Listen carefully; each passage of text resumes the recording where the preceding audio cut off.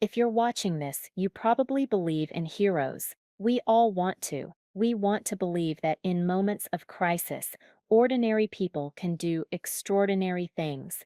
My town, Harmony Creek, certainly believed it, and the hero they believed in was my father, Arthur Blackwood. For 30 years, he was the man who single-handedly rescued a dozen people from the old mill fire. His story was the town's founding myth, its source of pride. My entire life was lived in the shadow of that single heroic night. I wasn't just Stella, I was Arthur Blackwood's daughter, the hero's daughter. It was a title that came with expectations, with a certain kind of reflected glory that never quite felt like it fit.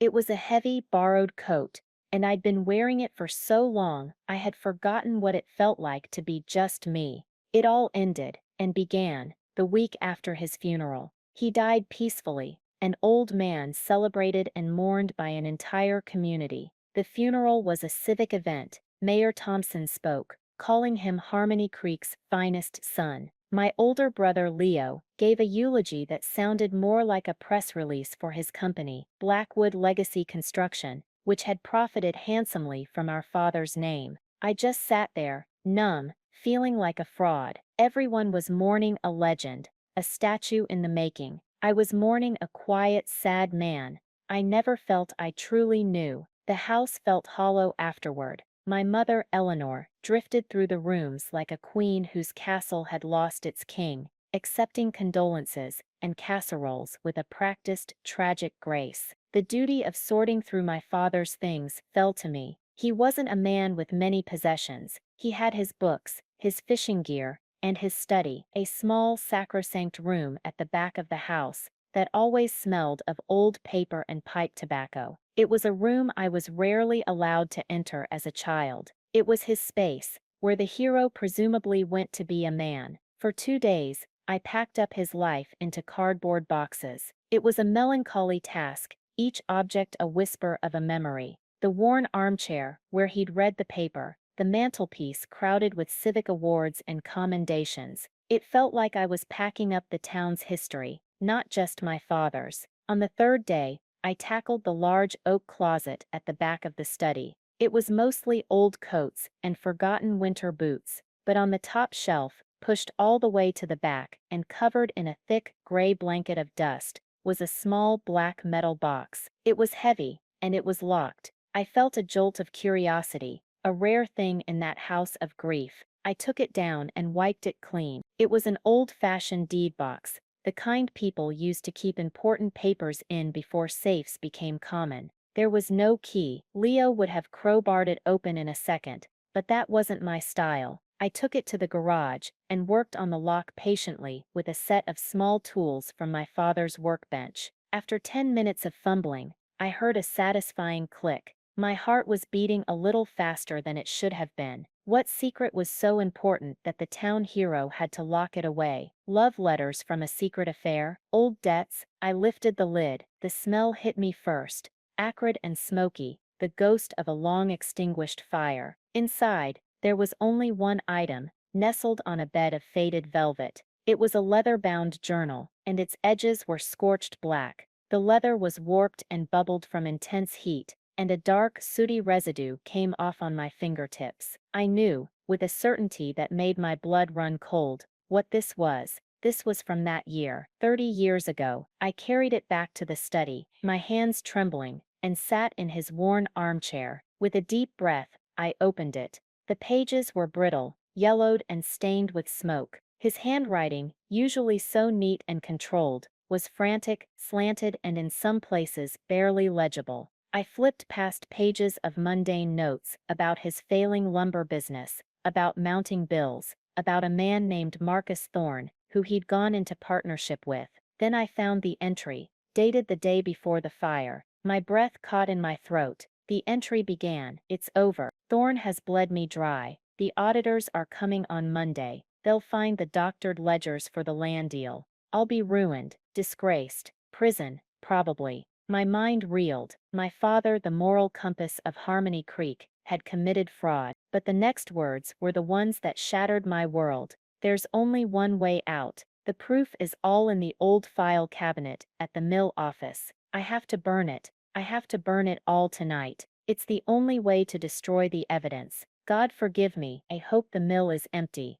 It should be, it has to be. I read it again and again. The words didn't change. They stared up at me from the page, a testament of sin from a man the world called a saint. He set the fire. The old mill fire wasn't an accident he stumbled upon. It was his own creation, a desperate criminal act of self-preservation, the foundation of my life, of my family's life, of the entire town's identity, cracked right down the middle. I flipped forward with shaking fingers, my eyes scanning the frantic script of the next entry, written 2 days after the fire, after he'd been declared a hero. They're calling me a hero. A hero. God, the irony is a blade in my gut. I never expected them to be there. The vagrants, the kids. When I saw the smoke and realized the building wasn't empty, a different kind of fear took over. Not of prison, but of being a killer. Getting them out wasn't heroism. It was panic. It was cleaning up my own mess before it got worse. Every handshake,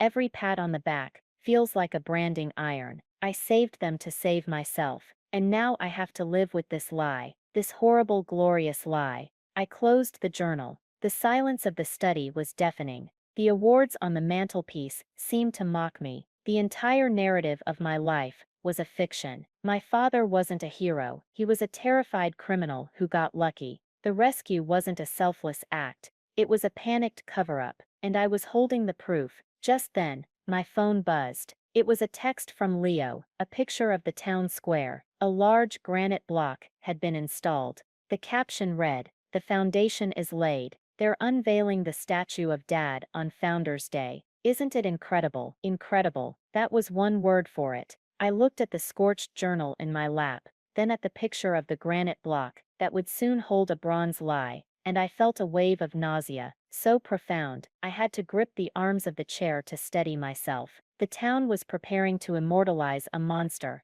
and I was the only person in the world who knew the truth. The days that followed were a blur of dissociation. I moved through the world, but I wasn't really in it. I was in the pages of that journal, in the smoke and panic of the old mill fire 30 years ago. I felt like a ghost haunting my own life. Every time I looked at my mother, I saw a woman whose entire identity as the respected widow of a town icon was a sham. Every time my brother called, his voice booming with pride about the statue, about his Blackwood legacy, it felt like a physical blow. The lie wasn't just a story, it was the bedrock of our family's social standing, of my brother's very livelihood. I'd stay up late into the night, the journal open on my kitchen table, a single lamp illuminating the scorched pages. I'd read the entries over and over, trying to reconcile the man who wrote these desperate, terrified words with the calm, quiet father I remembered. He was never a warm man,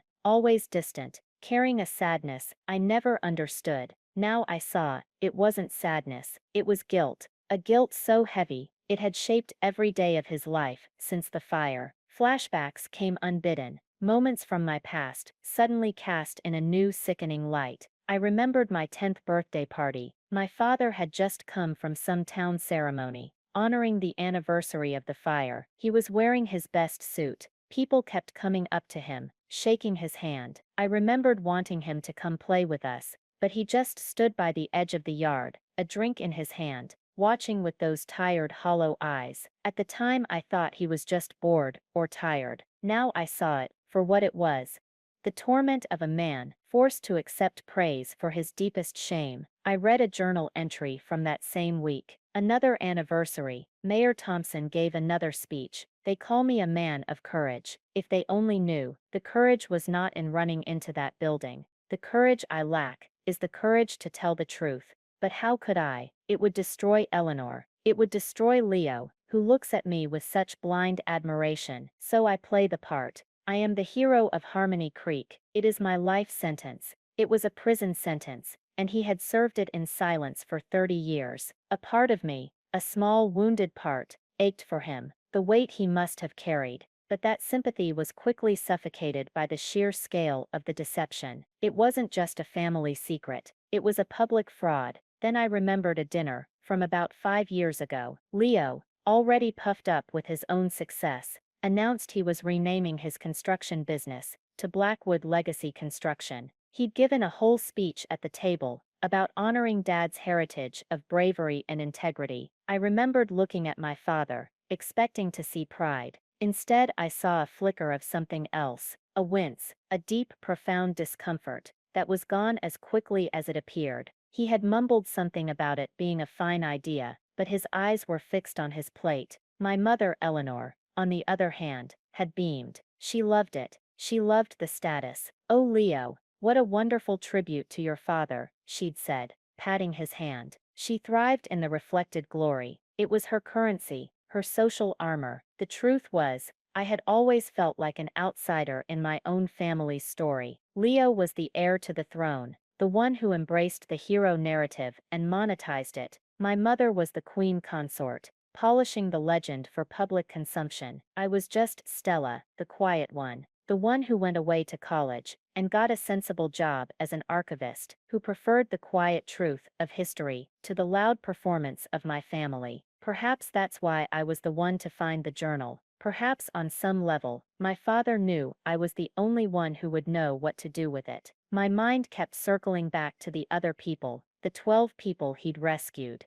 They were just teenagers, and a couple of homeless men, who used the abandoned mill for shelter. One of them was a man named Mr. Henderson. He still lived in town. He'd been a young night watchman back then, just a kid himself. I remembered seeing him around town my whole life. He never participated in the anniversary ceremonies. Whenever he'd see my father on the street, he'd give a curt nod, but his eyes held a strange, unsettling mixture of emotions. It wasn't the look of a man overflowing with gratitude. It looked more like pity, or something darker. I knew I had to talk to him. I had to know what he saw that night. The thought terrified me. What if he confirmed the story? What if he called my father a hero and made me the one who was crazy? But what if he didn't? The final push came 2 weeks after the funeral. I was in my small apartment, the journal lying on the coffee table like a venomous creature, when my phone rang. It was Leo. His voice was practically vibrating with excitement. "Stell, you won't believe it.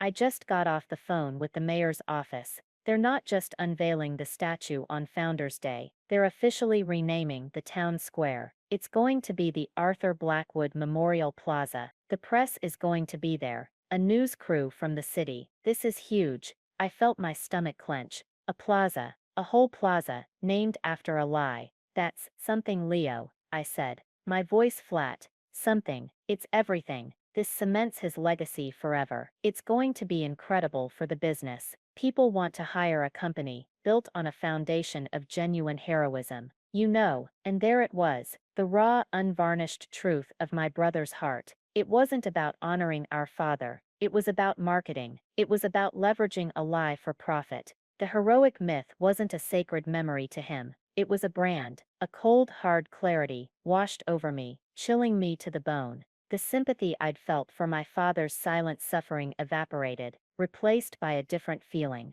It was a quiet, potent anger, an anger at my father for his crime, at my mother for her willful blindness, and at my brother for his grotesque commercialization of a tragedy. The foundation of this town wasn't just cracked, it was rotten, and someone had to tear it down before the rot spread any further. It wasn't about revenge until it was. In that moment, listening to my brother's cheerful greed, I knew I couldn't just let this happen. I couldn't stand by and watch them build a monument of lies on top of my father's sin. I had the truth in a scorched leather book, and I was going to use it. The question was, how? The decision, once made, settled in my bones like a shard of ice. There was no going back. My objective was clear. The statue could not happen. The renaming of the plaza had to be stopped. The truth, in its entirety, had to come out, but it had to be done in a way that couldn't be dismissed as the ramblings of a grieving, bitter daughter. I needed more than just the journal.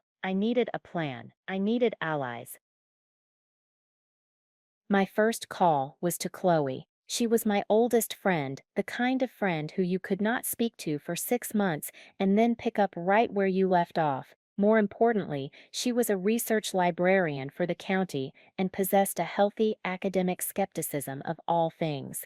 She didn't live in Harmony Creek, she lived in the next town over, which gave her the perfect amount of critical distance. I asked her to meet me for coffee, saying only that it was about my father. We met at a generic cafe on the highway between our towns. I'd brought the journal with me, wrapped in archival cloth inside my bag. Seeing her calm, familiar face made the knot in my stomach loosen just a little. "You look like you've seen a ghost, Stella," she said, her brow furrowed with concern. "Worse," I replied, my voice barely a whisper. "I've read one." I told her everything. From finding the box to the final sickening phone call with Leo. I watched her face as I spoke, saw her expression shift from sympathy to shock, and finally to a grim, focused intensity. When I finished, she was silent for a full minute, just stirring her latte. She finally looked up, her eyes clear and steady. "Wow. Just wow. A hero's legacy is a heavy burden, Stella. Especially when you find out it's built on a lie." She reached across the table and put her hand over mine. "First of all, I believe you. 100%. This explains so much about him. That sadness he always carried, it wasn't dignity, it was a cage." Her immediate belief was like a balm on a raw wound. I hadn't realized how much I needed to be validated. I pulled the journal from my bag and slid it across the table. She handled it with a librarian's reverence, reading the same passages I had pointed out. "This is dynamite," she breathed. "This is undeniable. But your brother and mother will fight you tooth and nail. The town will too. People don't like having their heroes torn down." "I know," I said. "That's why I need your help. I can't just stand up and start shouting. They'll paint me as unhinged. I need to build a case." Chloe's entire demeanor changed. The librarian took over. She became focused, analytical. "Okay, the journal is your core evidence, your smoking gun. We need to preserve it. I have a friend at the university's preservation lab. We can get high-resolution, certified scans made. Create a digital chain of custody. That way, no one can accuse you of forging it, and the original can be kept safe." "That's a good idea," I said, a flicker of hope igniting within me. Next, she continued, pulling a small notebook from her purse. "We need corroboration. This Mr. Henderson is key. You need to talk to him. But you have to be careful, don't lead him. Just ask him to tell you the story of that night, in his own words. Let him get there on his own."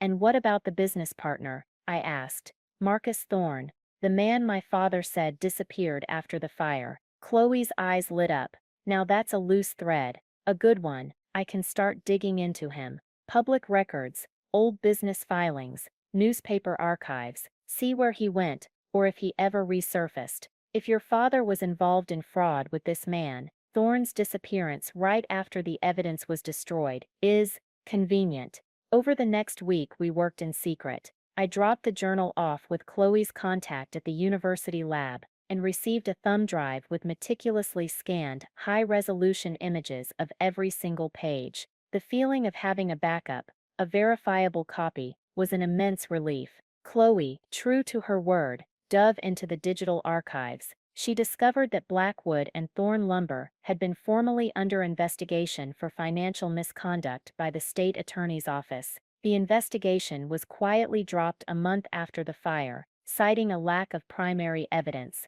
It was all there, in black and white. The hardest part was yet to come, visiting Mr. Henderson. I found his address in the phone book. He lived in a small, impeccably neat bungalow on the older side of town. The kind of house with a perfectly manicured lawn and a porch swing. I rehearsed what I would say a dozen times on the drive over, but my heart was still pounding when I knocked on his door. He opened it, an elderly man with kind, watery blue eyes and a face etched with the lines of a long life. He looked surprised to see me. "Stella Blackwood," he said, his voice soft. "It's been a long time." "Mr. Henderson," I said, trying to keep my voice steady. "I know this is out of the blue. I was hoping I could talk to you for a few minutes, about my father." He was hesitant, but he invited me in. The house was quiet, filled with the scent of lemon polish and old books. We sat in his living room, surrounded by photos of his children and grandchildren. I'm trying to get a clearer picture of my father's life.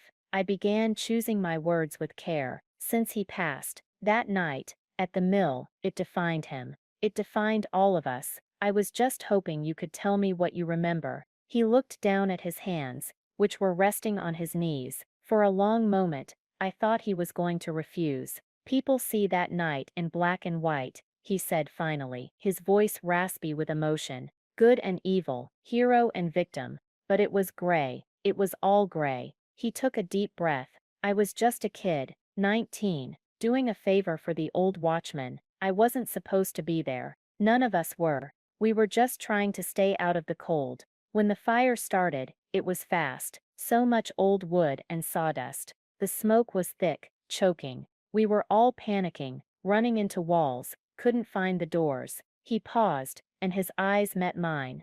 Then your father was there. The whole town knows that part. But it wasn't like the stories say. He didn't run in screaming fire and leading people to safety. He burst in through a side door in the office, a wild look in his eyes. He was holding a metal box, a little cash box. He didn't seem to see us at first. He looked shocked that we were there, angry, almost. My blood ran cold. He had seen him. He had seen him with the box. He started yelling, "Get out! Everybody get out!" Mr. Henderson continued. He wasn't guiding us. He was hurting us, pushing us toward the exit. It felt frantic, desperate, like he was clearing the area, not saving lives so much as getting rid of witnesses. I know that sounds terrible, but that's how it felt. I just nodded, unable to speak. I got out, and I looked back, he said, his voice dropping to a near whisper, and I saw him run back toward the office, not toward the other people. A moment later, there was a small explosion from that part of the building, like an accelerant catching. Then he came stumbling out, coughing, just as the main roof started to go. He did save us. I can't deny that. If he hadn't herded us out, we'd have died. But I've spent 30 years wondering, what was he doing in there in the first place? He had just corroborated the journal without even knowing it existed. The final piece he gave me was the one that complicated everything. There's one other thing, he said, leaning forward slightly. Just before the fire started, maybe 10 minutes before, I saw a car, speeding away from the service road behind the mill. It was a fancy car, a Lincoln. I knew whose it was. It belonged to Marcus Thorne, your father's business partner. I thought it was strange, him being there so late, and leaving in such a hurry. I told the fire marshal about it afterward, but nothing ever came of it. It wasn't in any of the reports, so Thorne was there. He wasn't just a name in a ledger. He was at the scene. This threw a wrench in my simple narrative. Was my father forced? Was he a victim too in a way? For a moment I felt a wave of doubt. Maybe I should just leave it alone. Maybe this was too complicated, too messy. But then I looked at the facts I had. My father's own words admitting he planned to set the fire. The state investigation that was halted due to lack of evidence. Mr. Henderson's eyewitness account of his frantic, self-serving behavior. Thorne's presence didn't absolve my father. It just made him a cog in a larger criminal machine. But he was the one who lit the match. He was the one who wore the hero's mantle. The statue wasn't being built for Marcus Thorne. It was being built for Arthur Blackwood. My resolve didn't just return. It hardened into steel. This wasn't just about my father anymore. It was about a deeper, more pervasive lie that the whole town had been complicit in. And the Founders' Day ceremony was the perfect stage to burn it all down. With the university scans of the journal on a secure drive, and Mr. Henderson's story echoing in my mind, my plan shifted from one of mere prevention to one of controlled demolition. A public accusation was too risky. It could be shouted down, dismissed. I had to attack the foundation of the project itself. To create doubt and fear within the system that was propping up the lie, I had to turn my family's greatest strength, their connection to the town's leadership, into their greatest weakness. The town had just announced a fundraising gala for the statue, a black tie affair, to be held at the country club. My brother Leo was of course the keynote speaker. This was my opening. I couldn't attack the hero, not yet, but I could attack the man. I sat down at my laptop and composed a letter. It was anonymous, typed in a sterile block font. It was addressed directly to Mayor Thompson. I knew him to be a fundamentally cautious man, a politician who cared more about stability and avoiding scandal than anything else. The letter was short and surgically precise. It contained no threats, no accusations of arson. It simply contained one transcribed sentence from my father's journal, the one about the auditors and the doctored ledgers for the fraudulent land deal. Beneath the quote, I wrote a single line. Is this the man whose name you want to carve into the stone of our town square? Ask yourself what else might be found in his private papers. This project is unwise. More details will be shared with the press if it proceeds. I didn't sign it. I printed it, put it in a plain white envelope with a stamp I'd bought in another town, and mailed it to the mayor's office. It was a single well-aimed stone, and I waited to hear the ripple. I didn't have to wait long. 2 days later, Chloe called me. Her cousin worked as a secretary in the municipal building. It's happening, Chloe said, her voice a mix of excitement and nerves. Mayor Thompson called an emergency, the off the books meeting this morning. The only people in the room were him, your brother Leo, and your mother. What happened? I asked, my own heart starting to beat faster. My cousin said she couldn't hear everything, but she heard your brother's voice. He was shouting, something about slander and jealous business rivals. She said your mother sounded like she was crying. The mayor was apparently very quiet, just listening. The meeting ended with Leo storming out, saying he would handle this. The letter had hit its mark. It hadn't exposed the big secret, but it had planted a seed of doubt, a question of financial impropriety. For a politician like Thompson, that was almost worse than anything else. It was a tangible worldly sin that could tarnish the town's image, and more importantly, his own. That evening, my phone rang. The caller ID said, Leo. I let it ring 3 times, took a deep breath, and answered with the most neutral voice I could muster. Stella, he said, his voice tight with fury. He didn't even say hello. You are not going to believe the lengths our competitors will go to. It's disgusting. What's wrong? I asked, feigning ignorance. My performance had to be perfect. Someone sent an anonymous letter to the mayor. A disgusting, cowardly letter, trying to smear Dad's business record, claiming he was some kind of crook. Can you imagine the nerve? He raged. It's obviously one of the other construction firms. They're just jealous of the Blackwood name and the goodwill it brings. They're trying to sabotage the statue. His absolute immediate assumption that it was a business rival told me everything I needed to know. It never even occurred to him that the claim might be true. He lived so deep inside the myth that he couldn't see anything outside of it. The lie was his reality. That's awful, Leo, I said, my voice dripping with false sympathy. What did the mayor say? Thompson is a coward, he spat. He's getting nervous, talking about due diligence and protecting the town's integrity. Protecting it from what? A hero? I told him it was garbage, and I would prove it. We have to fight this, Stella. We have to present a united front, for the family, for Dad's memory, for the family, for the family, for the family. That phrase again. It was their mantra, the justification for everything. It meant for our comfort, for our status, for our profit. Of course, Leo, I said softly. Whatever you need. After I hung up, a profound sense of detachment washed over me. The rage I had felt was gone, replaced by a cold surgical calm. Listening to my brother's blind, self-serving fury, I realized I wasn't just fighting a lie anymore. I was performing an amputation. The rot was in my own family, and the only way to save myself was to cut them off. The silent takeover of their narrative had begun. They thought they were fighting an external enemy, a business rival. They had no idea the call was coming from inside the house. The family I thought I knew was gone. Or rather, it had never really existed. That realization didn't come with a crash of emotion, but with a quiet, hollow ache. Looking at old photographs on my bookshelf, I saw a cast of characters playing roles. My father, the reluctant hero; my mother, the proud, supportive wife; my brother, the adoring son; and me, the quiet daughter, the silent observer in the background. It was all a performance, a long-running play for the benefit of the town. Now the stage manager was dead, and I had found his script. I felt a complete emotional exodus from them. They were no longer my mother and brother in the way that mattered. They were antagonists in my story, the deluded guardians of a fraudulent legacy. Leo and Eleanor, spooked by the mayor's hesitation and my own passive agreement, went on the offensive. They decided the best defense was a loud, public display of victimhood.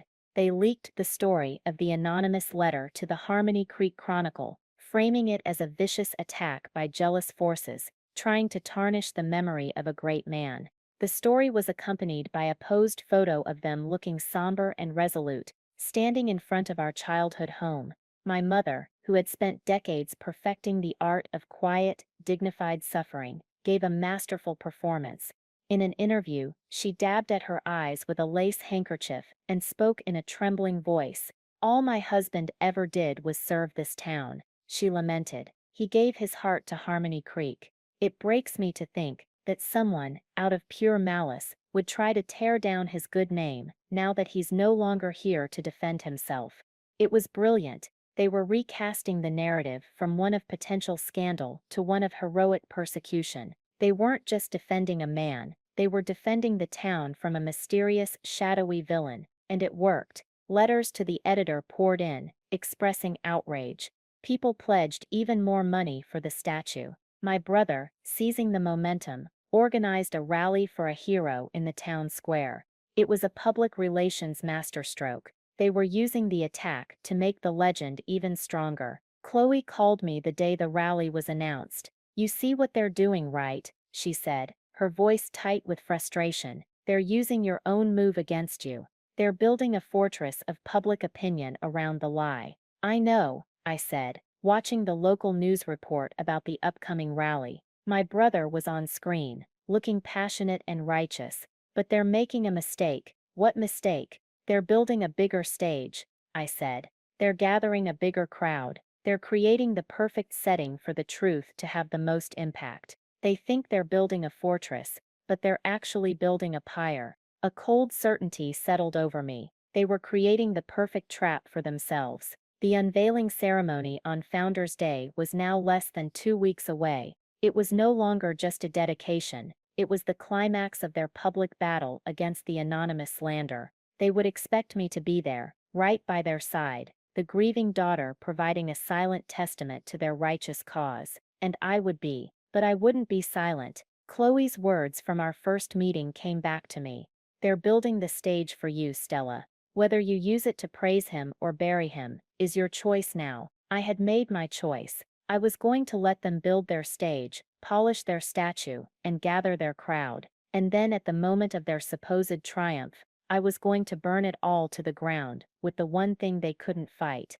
My father's own words. Founders' Day arrived under a brilliant cloudless sky. It was the kind of perfect late summer day that made Harmony Creek look like a postcard. The town square was packed. A sea of expectant faces turned toward the temporary dais set up in front of a large, vaguely man-shaped object shrouded in a blue velvet cloth. Bunting hung from the lamp posts. A high school band played patriotic tunes. It was a festival of denial. I stood in the front row, a place of honor reserved for me. My mother and brother were already on the stage, seated on either side of Mayor Thompson. Eleanor was dressed in elegant, somber gray, the picture of a grieving but proud widow. Leo was in his sharpest suit, looking every bit the confident heir to the legacy he had so carefully curated. He caught my eye and gave me a small, encouraging smile, a smile that said, "We did it, we beat them." I gave him a non-committal nod in return,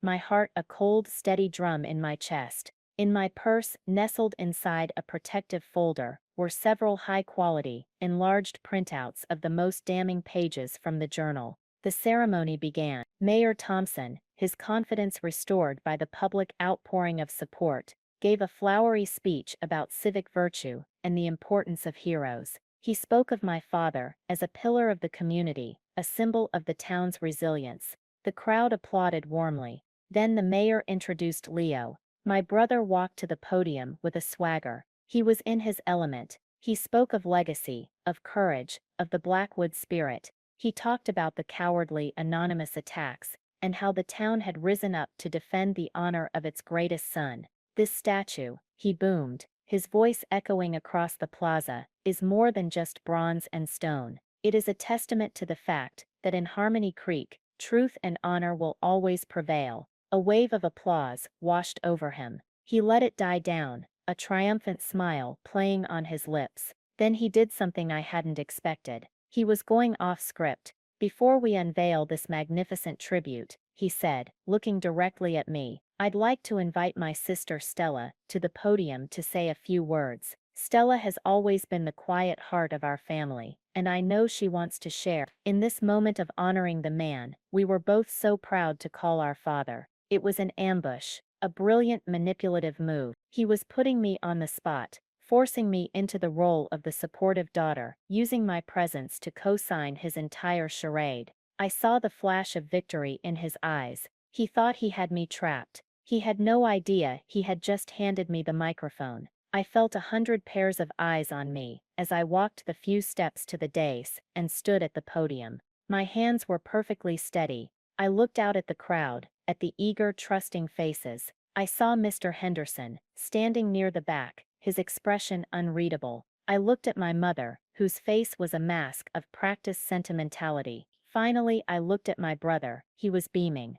"Thank you, Leo," I said, my voice clear and calm, amplified by the microphone. It didn't shake. "My brother is right. My father's legacy is important, and a legacy, above all else, must be built on truth." I paused, letting the words hang in the air. I reached into my purse and pulled out the folder. From it I extracted the enlarged printout of the first journal entry. The frantic, slanting handwriting was clearly visible. I held it up.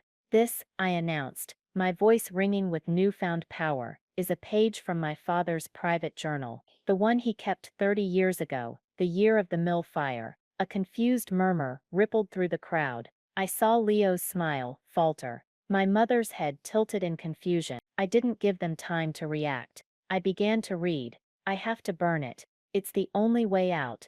God forgive me. I hope the mill is empty tonight." A collective gasp sucked the air out of the plaza. The silence that followed was absolute profound. I saw Mayor Thompson's face drain of all color. Leo looked as though he'd been struck by lightning. I didn't stop. I held up the second page. "And this is from 2 days later, after he was declared a hero." I read the passage about his panic, about the rescue being nothing more than a desperate attempt to get rid of witnesses, to clean up his own crime, before it became a homicide investigation. Every handshake, every pat on the back, feels like a branding iron. I saved them to save myself. And now I have to live with this lie, this horrible, glorious lie. For a moment there was just stunned silence. Then chaos erupted. Leo, his face purple with rage, lunged toward me, screaming, "Liar, you're lying. What have you done?" He tried to snatch the papers from my hand, but I held them fast. My mother let out a small strangled cry, her mask of composure shattering into a million pieces. People in the crowd were shouting, yelling, looking at each other in disbelief and horror. The heroic myth of Harmony Creek was being publicly executed right before their eyes. Then a new voice cut through the din. It was old and reedy, but it carried. "She's telling the truth." Heads turned. Mr. Henderson was pushing his way through the crowd toward the stage. He stopped at the edge of the dais, his eyes filled not with anger, but with a deep, sad certainty. "I was there that night," he said, his voice now strong and clear. "It happened just like she said. He wasn't there to save us. He was there for himself. That was it. The final, undeniable blow. The corroboration from one of the saved." Leo froze, his hand outstretched, his face a mask of utter devastation. He looked from me to Mr. Henderson, and back again, the reality of the situation finally crashing down on him. The lie was dead, and I had killed it. The ceremony was over. The foundation of the town, and of my family, had been shattered. I didn't stay to watch the aftermath. As Leo stood frozen in shock, and my mother began to weep, not for her husband's lost honor, but for her own, I turned and walked away from the podium, down the steps of the dais, and through the stunned, parting crowd, I didn't look back. For the first time in my life, I felt the heavy, borrowed coat of the hero's daughter fall from my shoulders. The air on my skin felt new, and I walked away from the plaza of lies, leaving the truth to do its work. The fallout was exactly what you'd expect. The story was a firestorm. The statue, of course, was never unveiled. The shrouded block of granite was quietly removed a week later in the dead of night. The town council launched a formal investigation, which, using my father's journal and Mr. Henderson's testimony, officially reclassified the old mill fire as an act of arson. The name Arthur Blackwood went from being a source of civic pride to a mark of profound civic shame. My family as I had known it ceased to exist. Leo's business, Blackwood Legacy Construction, which was built entirely on the currency of our father's name, collapsed within a month. Clients pulled their contracts. His reputation was ruined. He and my mother became social pariahs in the town that had once revered them. They couldn't face the pitying stares, the whispered conversations that stopped whenever they entered a room. They sold the house, my childhood home, at a loss and moved to a state where the name Blackwood meant nothing. Leo called me once, a week after the ceremony. It wasn't a conversation, it was a tirade of pure venom. He called me a traitor, a destroyer of families, a monster who had desecrated our father's memory. I listened silently until he was finished, and then I said, I didn't desecrate his memory, Leo. I just told the truth about it. He hung up. I haven't heard from him or my mother since. I grieve for the family. I thought I had, but I don't miss the one they truly were. As for me, I finally felt free. The town's story was no longer my story. I was no longer an appendage to a myth. The weight was gone. I stayed in Harmony Creek. Some people avoided me, and unable to separate me from the painful truth I'd revealed.